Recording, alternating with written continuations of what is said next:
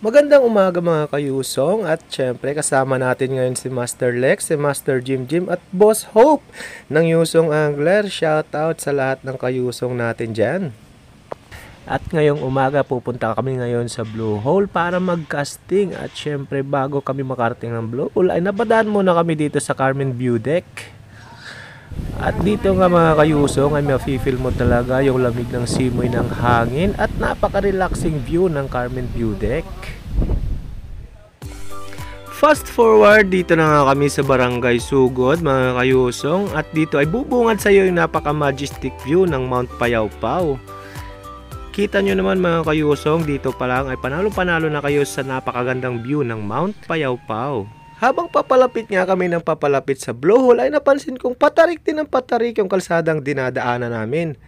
Kaya sa mga motoristang napapadaan dito ay doble ingat din sa inyo mga idol. And finally, dito na tayo sa Blue Hole mga kayusong at salamat at narating natin siya ng ligtas at malayo sa disgrasya. At naglakad na nga kami mga kayusong papunta sa aming pag-fishingan kasi hindi na kaya abutin ng aming mga motor. Pagkatapos nga ng ilang minutong lakaran at paguran mga kayusong, sa wakas ay naabot na rin namin itong aming pag-fishingan. Kung mapapansin nyo ay napakaganda ng rock formation dito at napakalinaw ng tubig ay kanamiton mga kayusong. At wala na nga akong sinayang na oras mga kayusong at sinimulan ko ng mag-casting.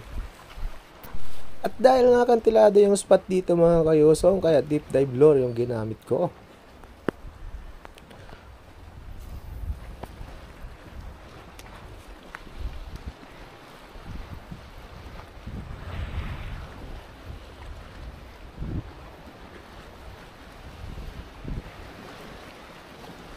Wala man lang nagpaparamdam kahit isang strike mga kayusong.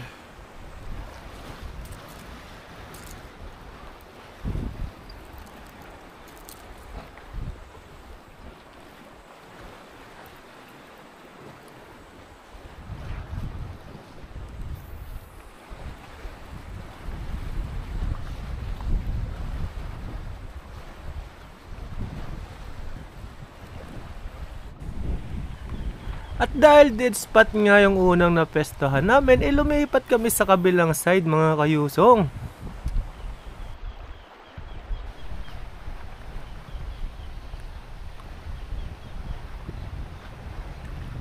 At nakakailang cast na rin ako kayusong at napapansin ko na negative talaga yung activity ng isda ngayon. Ang gara ng spot dito mga kayusong pero hindi lang active yung mga isda. Sana ibang kayusong natin ay mahuli sila para meron tayong pang-ulam kahit paano mamaya. Kasi dito sa fishing, hindi mo sure kung may huli ka o wala dito mga kayusong. Ang importante ay masaya ka sa iyong ginagawa. At dahil tanghali na nga mga kayusong, inahanda na ni Master Jim Jim yung aming pagkakainan. Tingin mo, pwede dagdagan lang. At dumating na rin si Boss Hope mga kayusong at tuwang-tuwa siya sa kanyang nahuli at naging instant model na rin siya ng piatos.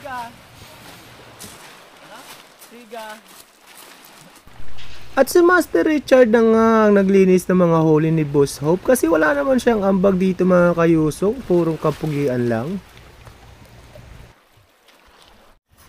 At sinimulan na nga ni Boss Hope ang pagpapaningas ng apoy gamit lamang ang mga kawayan kayusong. After 10 years ay natapos din ang paghihirap ni Boss Hope at nakagawa siya ng napakalaking apoy. Inihaw sa bato nga pala ang recipe ngayon ni Boss Hope mga kayusong. At first time ko nga itong matitikman mga kayusong kaya napakaswerte ko naman at kasama ko ngayong araw si Boss Hope. At makakalipas nga ng ilang minuto at heto na siya mga kayusong, lutong-luto na po ang ating inihaw sa bato. At inaayos na ni Master Jim Jim yung pagkakainan namin mga kayusong. At heto na rin yung inihaw sa bato ni Master Hope. Ang ganda ng pagkakaluto niya mga kayusong. Ibang klase ka talaga, Boss Hope. At sa mga oras na ito mga kayusong, hindi namin maitatanggi, gutom na rin talaga kami. Kain tayo mga kayusong at syempre excited na ako tikman itong recipe ni Boss Hope. Ang inihaw sa bato. Ang ganda ng pagkakaluto niya mga kayusong at ang bango niya. Nakakagutom itong recipe ni Boss Hope. Kanamiton ba kayusong? So kahit hindi naman ganun kalakihan at karamihan yung huli namin mga kayusong, masaya na kami sa ganitong adventure. Ang importante yung nabubuong samahan bilang angler mga kayusong. Kaya maraming salamat at abangan nyo ang aming next videos. Syempre kasama si Master Lex, si Master Jim Jim at hindi mawawala syempre si Boss Hope. At wini-welcome din namin ang aming bagong kasamahan si Master Richard. Ayan, maraming salamat mga kayusong.